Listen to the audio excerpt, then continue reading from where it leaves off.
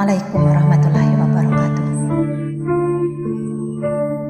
Hari ini hari ke-25 Rabiul Akhir tahun Hijriah, dan hari ini kita baca Quran surat Al-Fatihah, Quran surat Al-Hujurat, Quran surat Qaf, Quran surat Az-Zariyat, surat At-Tur, surat An-Najm, dan Quran surat Al-Qamar sesuai petunjuk Rasulullah.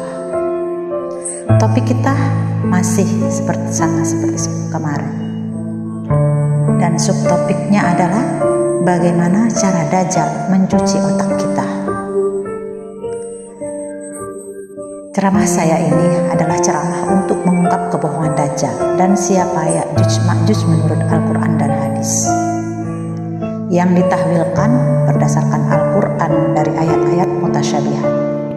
Jadi jika ada teman-teman yang tidak setuju dengan pendapat ini, silahkan cek keimanan saudara. Ada apa hubungan Anda dengan Dajjal?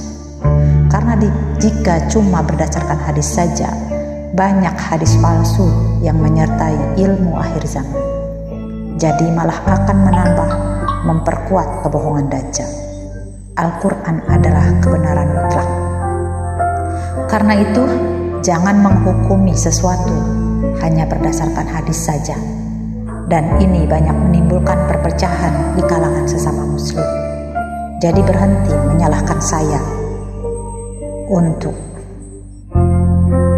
masuk di aliran-aliran tertentu dalam Islam, karena saya tidak tertarik untuk mengajarkan eskatologi lain selain berdasarkan Al-Quran dan hadis yang mendukung Al-Quran saja.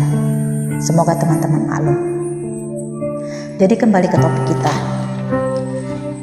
Jadi bagaimana cara Dajjal mencuci otak kita? Al-Quran memberitahukan kita sesuatu tentang Dajjal. Dajjal bukan sepenuhnya manusia. Dia lebih rendah daripada manusia. Tapi segala sesuatu tentang dia adalah manusia. Jadi dalam hal apa dia berbeda dengan manusia? Allah telah meniupkan ruh pada diri manusia. Ruh yang ditiupkan pada diri manusia itu memberikan pada kita sifat kebebasan. Misalnya kebebasan memilih atau menolak, kebebasan untuk berpikir. Kebebasan itu adalah sifat manusia. Malaikat tidak memilikinya. Mereka memiliki ruh, tetapi tidak sama dengan kapasitas ruh yang dimiliki manusia. Manusia bisa memiliki kapasitas untuk memperoleh pengetahuan secara mandiri. Dengan pikiran manusia juga untuk membuat kesalahan. Ini tidak ada pada diri Dajjal.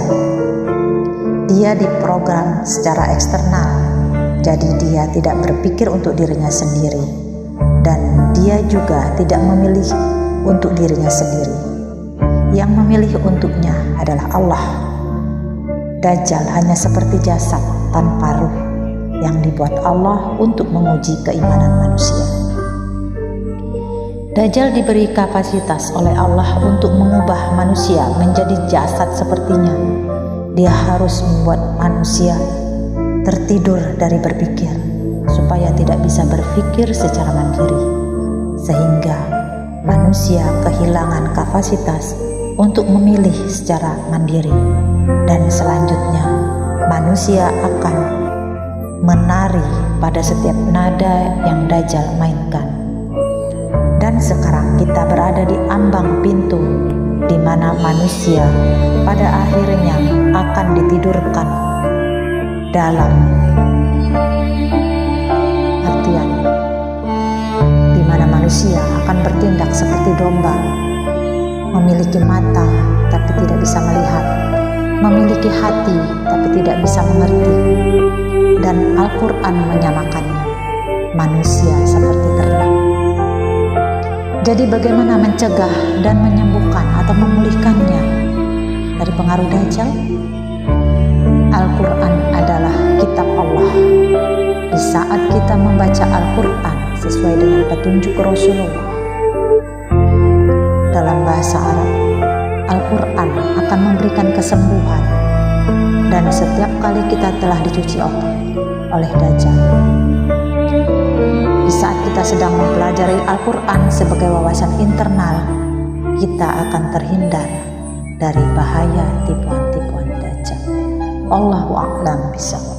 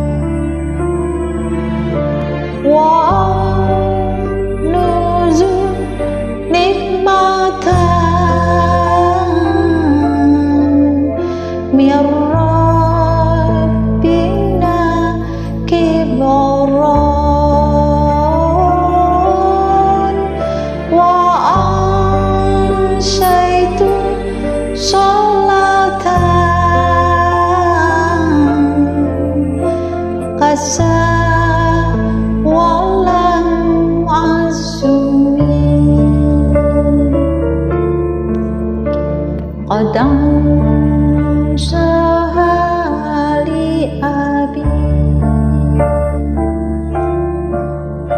wa rabbat bi husniha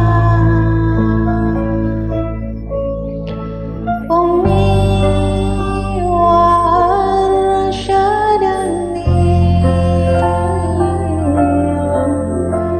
ustaz